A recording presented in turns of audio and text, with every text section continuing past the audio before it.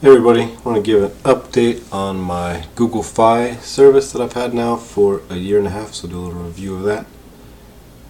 So I still have the Nexus 6 that I originally got the service with, but in the meantime I've moved to Broomfield, Colorado from Austin, Texas, and the service has been great out here.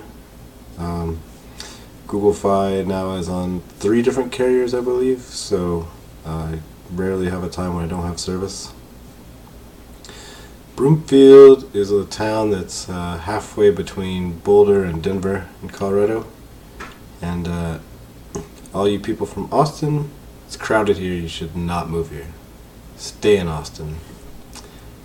In the last video, I was compared to Andy from Shawshank Redemption and a potato, so I'm going to try to liven this one up a bit.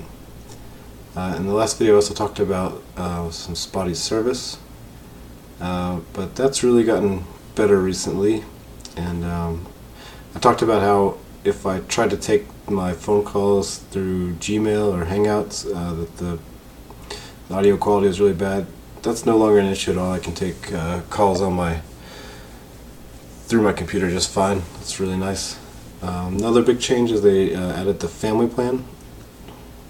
So I was able to add a second line for just $15 a month for the voice and text, and then same $10 per gigabyte for data. So that's actually saving us quite a bit of money. Some of the highlights of the service that I had was a trip through Europe last year, and we spent time in the Netherlands and in Germany, and the service worked just fine there. Really great thing was having it as a navigation system instead of renting a device, or I don't know what else you do these days, probably rent a GPS to find your way around. I didn't have to do that because I could just use my cell phone service. One funny thing is when you sort of fly over all these countries in Europe, every time you cross the border you get a little message on your phone welcoming you to that country. So it's like, hey, welcome to Iceland or whatever, Ireland. I guess the main point about that is you get the same price internationally. So the SMSs are free and the data is the same. The only exception is you have to pay the voice rate of that country, so something like 20 cents a minute, but who makes phone calls these days anyway, so it's not really a big deal. And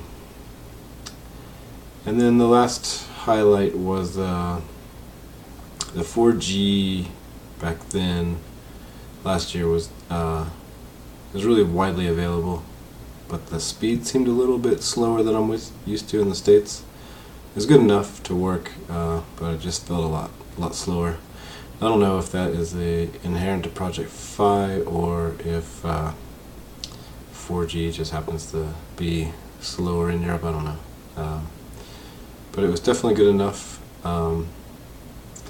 It's not overly thrilled with my Fi service at the last review, and now with the family plan, I feel like a lot of bugs have gotten worked out. I'm actually really happy with the service. I'm really happy I switched. One other thing that I changed was I started subscribing to the podcasts that I listen to, and that way whenever I'm on Wi-Fi, I was able to just download to my phone.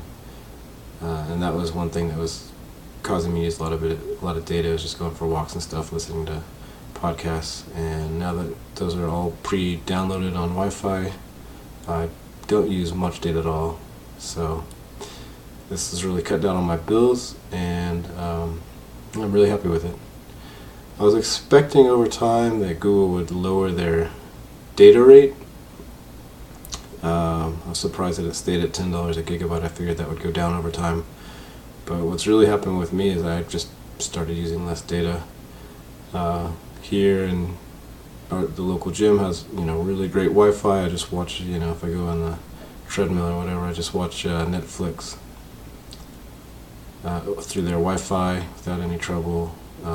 use the Wi-Fi at work and at home, and just don't use a whole lot of data around town. And so, if you don't use a whole lot of data, then Google Fi is a super good alternative to the other plans. So, alright, thanks for watching.